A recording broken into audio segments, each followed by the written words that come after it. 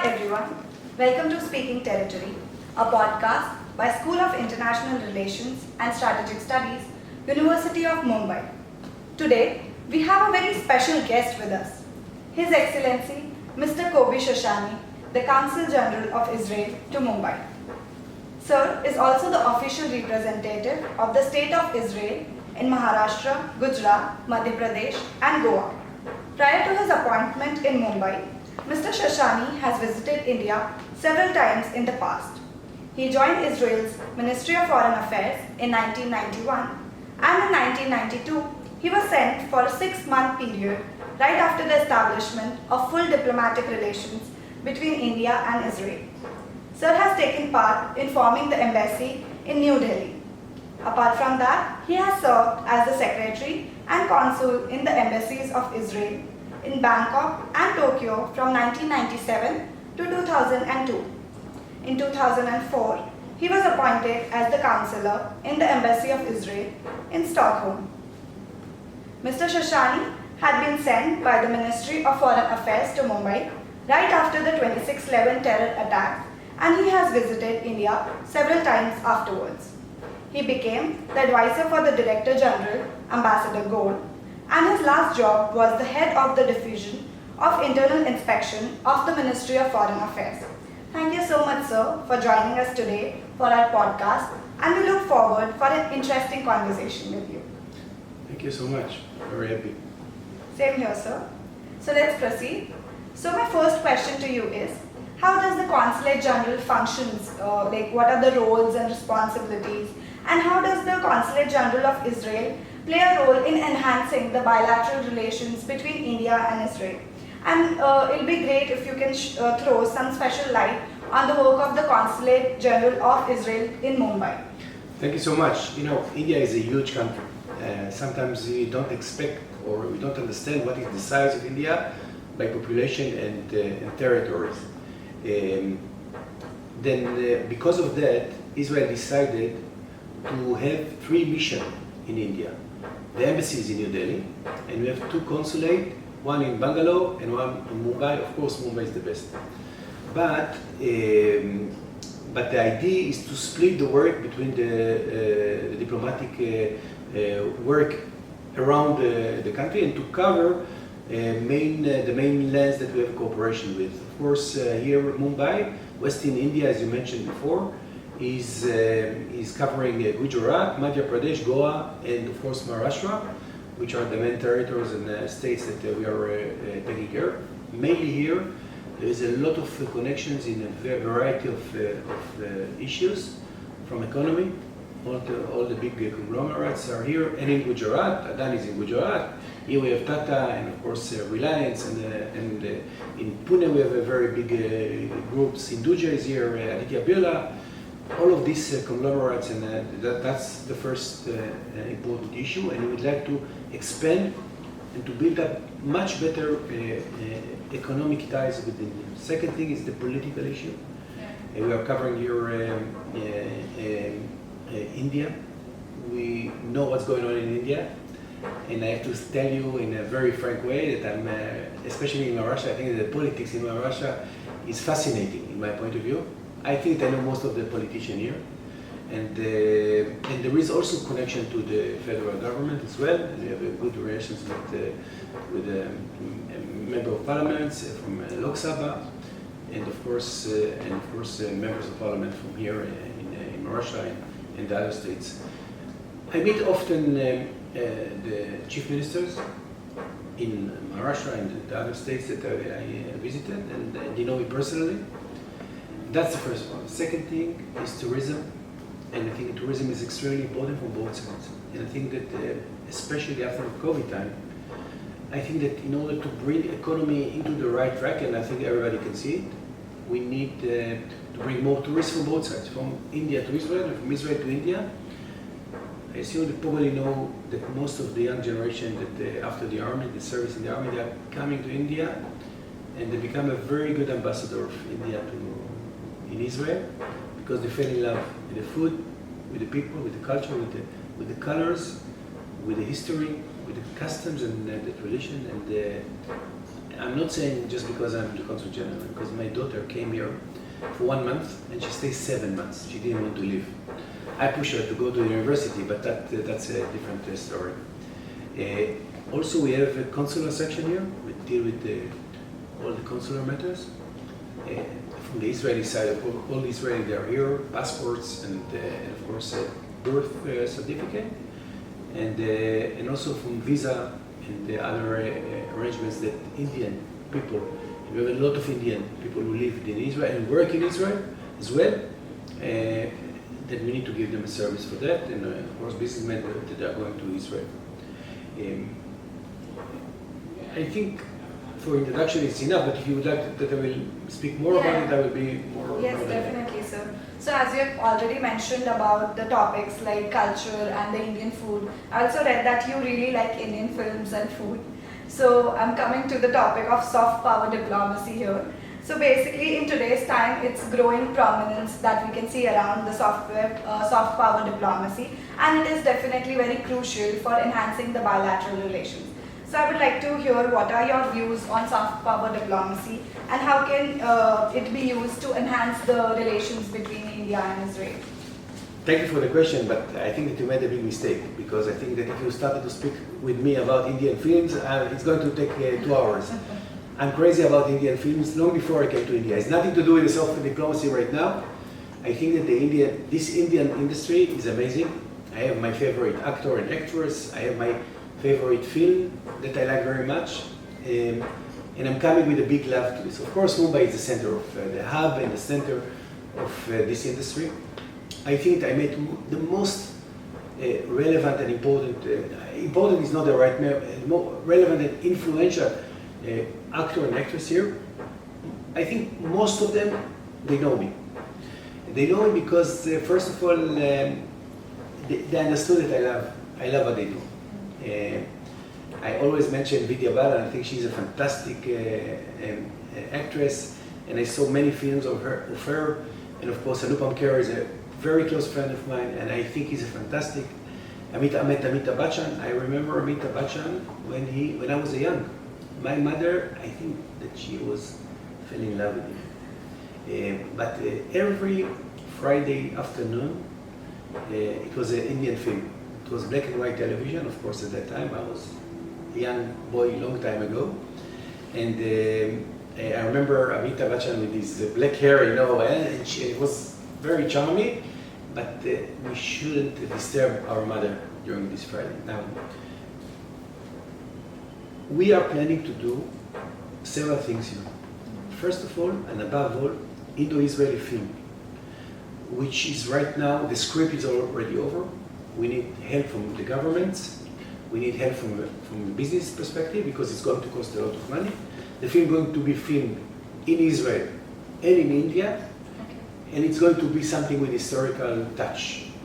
In my point of view, it's one of the most main topics that I hope that it's going to be happening in 2024. And it's very, very important for me personally, because it's going to be a closure of a very important issue. This is a soft diplomacy. The second thing is, of course, the social media. And I think that we are giving a lot of efforts to build up good relations with all levels of people in India, from politicians to Bollywood stars, to the people in the streets, and from people to people. And this is something, it's not only important for me as a diplomat, it's important for me as a human being. I would like to mention something which I think is symbolize what we make last year in our independence. We are celebrating 75 years of independence. And last year, what we did, we put some photos of Israel and India over the buses, the red buses. And we went up to the buses and gave a present to the people. And I was really with the tears in my eyes to see these people. They didn't know what's happened, where we came from. It was love between us to them, and I love the people of India never. Then this is something that I think it's very important for me. I like people. Doesn't matter who are they, how much money they have in their bank accounts. I like the people if they are good people. And in India, I found that there is a lot of good people. I think it's very important for me. Yes, sir. Thank you. So now I would like to ask you about, so the India-Israel Cultural Agreement has definitely enhanced the people-to-people connection between the two countries. But what do you think, what can be the more potential ideas or programs that can be implemented with special focus on the cultural space for the youth? Because youth is very important, because even in India, the majority of the population is in the 30s and 40s of their age. So, I don't know if you know, first of all, in culture there is a variety of issues. From food, and I think the Indian, they are crazy about their food, with a lot of respect. They have something to be proud of, because I think it's the best food in the world. And in Israel, it's a very small country. We have only 20 Indian restaurants. The only problem with this restaurant, they are extremely expensive. The Indian food considered very expensive food. Then to go to Indian restaurant is something that you don't do every day. But Rina Pushkarna, that she has a restaurant called Koinor in Israel, and also Tandoori. She has both one in Jerusalem and one in Tel Aviv. It was the first Indian restaurant, and I remember as a child, I was first time to put that's the food part. The Israeli SIRSS, especially Fauda, everybody knows Fauda. They know Tehran and Shtisel and Eichmann and all these series bring the knowledge about Israel to the Indian public. And I found that people come, and I meet a lot of people, the first thing that they mention to me is Fauda. I know most of the cast of Fauda. I know Tzachi Alevi is a very, very close friend of mine, and Leo Raz, I know him very much, and he was here as well. But I want also that the Israeli will watch the Indian series, because that's bring people close to each other. And I think that you have a fantastic series, Mumbai Crime and others, which I like very much. Everybody heard about in Israel about the film, The White Tiger, which was it's not easy film to watch, but it was so many articles about it. There is a lot of interest in Israel about the subcontinent. There is a lot of love and respect. We have sharing the same common values and the same history. There are ancient people coming from an ancient society, culture, under the British mandate, under the British Raj, and from my point of view, it's a very common thing that we can build up together. And the most important thing, both countries has a fantastic young generation. Thank you. thank you, sir. So we know that India and Israel have a lot of cooperation in terms of energy, agriculture, research and development, and technology as well. But apart from these major sections, what do you think can be the major areas of cooperation, leaving these aside? As you mentioned in the beginning, in the introduction, I came here in 1992. When I came in 1992, it was three main topics. Agriculture, more or less the drip irrigation that everybody knows. Military, help. It was right after 71 war. It was a cooperation, and it was a beginning of or after the military cooperation, and diamonds. But today we are talking about a completely different variety of issues. By the way, it's not only Israel; it's also India. The cooperation. Now we have 29, and we are going to open the 30 centers of excellence in agriculture. Agriculture is not only how to grow seeds. It's a question of water. In New Delhi, we have a water attaché, a doctor, hydrologist, that he knows about water more than anybody else. And he came here just for one issue, to give his know-how and to cooperate with India. That was the purpose of his nominee. Second thing is, of course, the agriculture, the center of excellence, is a post-harvest. And we would like to make mango with a better, not quality, because the quality of the mango here is fantastic, but better, quantity. The more quantity, the less water, more profit to the farmers, and farmer is very, very important. We have green energy, accumulation of energy, which is extremely important. The battery issue is extremely important. But I tell you one thing in general. We are a country of innovation. We don't have a big industry like you have here. We don't have companies like Tata. We don't have companies like Bharat Forge. We don't have companies like Reliance. we are making something small, and sometimes and I know what is our strength, I know what is our weakness as well. We don't know how to produce it in a massive way, and we don't have enough markets. And I think this cooperation between India and Israel is the most relevant issue. If we will know how to make something together, produce it here in India according to making India's ID, which I think is a very good idea to India. And you see what's happened to India, jump from number 6 to number 5 in the world in world production and GDP. Israel is the right partner to integrate. And this is something that in every field, you ask me something that is my dream. We are right now working as innovative things. I mean, in India, most of the people, 30% of the people, they are vegetarians. Yes. But there is some part that they are flexitarians. They don't mind to eat meat substitutes, like me. I'm flexitarian, by the way. I'm not vegetarian, I'm flexitarian. Israel today is leading the world by cultured meat. Cultured meat is not a meat, it's vegetarian completely. The only problem is the price and the production. And I think that if India and Israel cooperate with this field, can produce not only for India, for the rest of the world. It's going to be a big boost to the relation. That's my point of view. Of course, we have a relation with the Reliance, with Tata, with Induja, with all these conglomerates, Aditya Birla, Bharat Forge, all these conglomerates, and of course Adani that he bought the port of Haifa. And it's show that the Israeli belief in the Indian economy. Yes, sir. You really mentioned great areas of cooperation, and I also feel this will really bring a great boost in the India-Israel relations. So moving forward, so defense has been a major part of India-Israel relations. Over the years, there have been various defense agreements as well as intelligence exchanges between the countries. What are the future prospects in terms of defense for both the countries?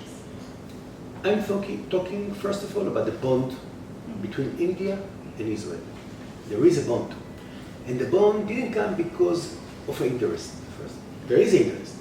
The bond came from our nature, both history, respect to a family, traditions, holidays, food.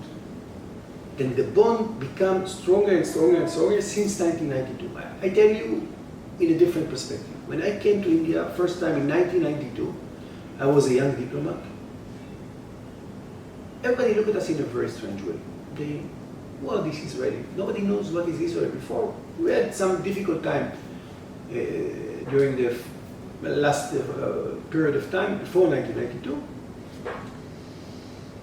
But after a few days, I was in New Delhi, in Connaught Place, I remember, people started, I started to love them, I started to smile to them, and they started to smile to me. We are coming, with our request, security request. But even before that, in 1971, during the war in Bangladesh, yes, in East Pakistan before, although we didn't have the best relation, we didn't have full diplomatic relation, we were here to help. And this is the basic of the things. I think that India understands that together with the Israeli technology, and unfortunately we have an experience with that, this is something that can make it also very important. It's important for us. We have a very good technology, especially in the defense.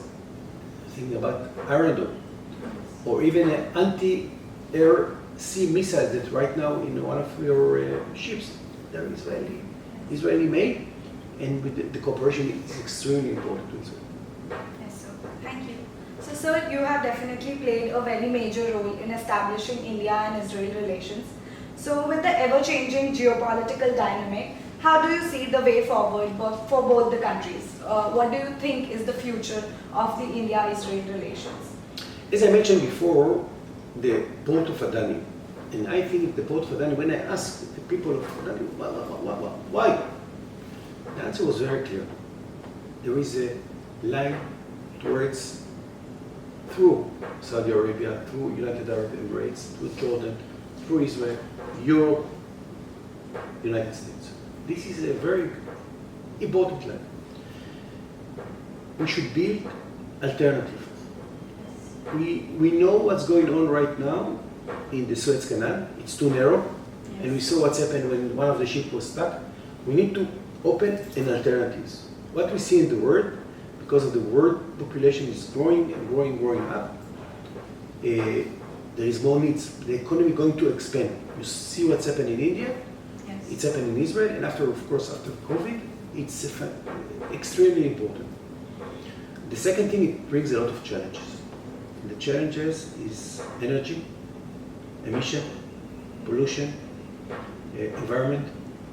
And I think that if you ask me what is the solution, is technology to make the production with less emission. Sorry about the complicated sentence, but the idea is that there is a technological solution to emission and to keep the production, because without production, the economy cannot move on. Yes. To feed, to give water, to give work to 1.4 billion people in India and in the rest of the world, you need economy. You need a strong economy. And I truly believe in the Indian economy. And I'm saying it in every moment. You have to be proud of your economy and industry, because you have a fantastic industry, and I see it by my eye, not I'm just reading in the books. Thank you so much, sir. And definitely your statement about economy with less emission is very important, because the climate change, we can see it here. So thank you so much, sir. It was really a pleasure talking to you. And thank you for taking out time for speaking territory. Sir, if you have any conclusive remarks you can make. I want to say something to the young generation, if it's okay, with your permission, of course. Yes, sir. I think that I met so many young generation here in Mumbai, Maharashtra, in other states, all over India. Very talented, with a lot of responsibility and commitment. And you are going to bring India to a different layer. What I don't like sometimes, I tell you frankly, that some people don't believe, Indians don't believe in the Indian spirit and the Indian, and that's makes me crazy sometimes. Believe in yourself, because you are amazing. And that's the message I want, especially today. And the second thing is, I read an article not long time ago about unicorns in the United States. The expatriates who are leading this company. What is the number? Who are the young generation? Indians and Israelis. It shows something. In between, radio is very important in my point of view. I like personally to hear radio all the time, and I hear the Israeli radio every day, because I think it's a little bit more than newspaper, and definitely more than Twitter and social media, which is a very, very small. It's a little bit more deeper. But maybe it's because of my generation. But I think that especially the young generation in India and all over the world, this media should be, and of course podcasts, which in the beginning I didn't understand what is the meaning of, what is the meaning, what is the purpose of podcast. And I understood that it's growing and growing and growing, and I'm very happy to be here along with you with Must. I think it must to be with Must.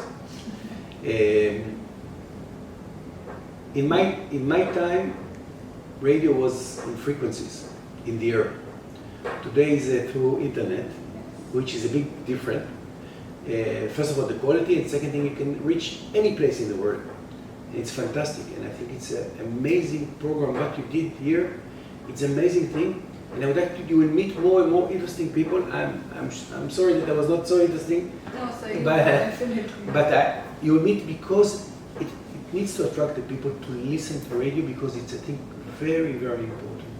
Thank you so much, sir, for speaking with us and joining us on the speaking territory and having this conversation with us. We had a great time with you. Thank you. Thank you very much. Shalom.